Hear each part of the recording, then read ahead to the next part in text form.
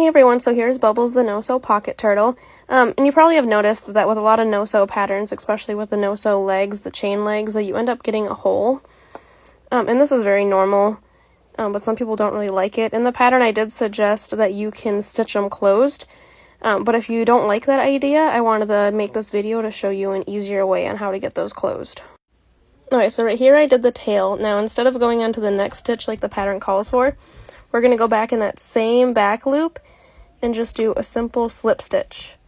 And then we're going to keep going and moving on to the back leg. Alright, so now I finished the first back leg, and then once again, instead of going on to that next stitch, we're going to go in that same loop, and we're just going to do a slip stitch. And I'll show you why on the next one. So let me get to the first front leg. Okay, so I finished the first front leg, and once again we're going to go in that same stitch and do a slip stitch. Okay, so now you can see there's a little tiny hole. Now if you were to do what the pattern called for and just go straight on to the next stitch, this is where you run into the problem of the bigger hole.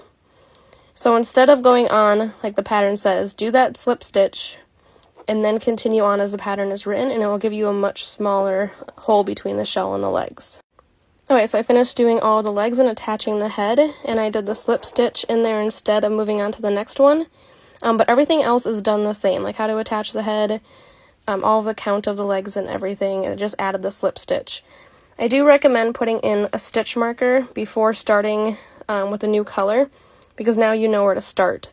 There is an additional video on how to stitch around the legs and the tail, but just with the slip stitch being there, I just want to show really quick. So this would be your first stitch, then you're folding this down, and your next one's going in right here. Not right here where the slip stitch is, but that one. So we're going 1, 2, 3. You're folding down, and you're going into this one. Not that one right there, but the first one down. Then you go all the way, then you're going right here, folding down, and you're going to this one. Not this guy up here, but the one right there. So I hope that helps, and that's going to reduce the hole of the leg. And if you have any questions with this, just let me know. Again, I didn't want to take a bunch of pictures and put this on the pattern in case it confused beginner crocheters, but I thought it was a nice little tip that others might enjoy. So once again, feel free to message me, and I hope you have fun making Bubbles the turtle.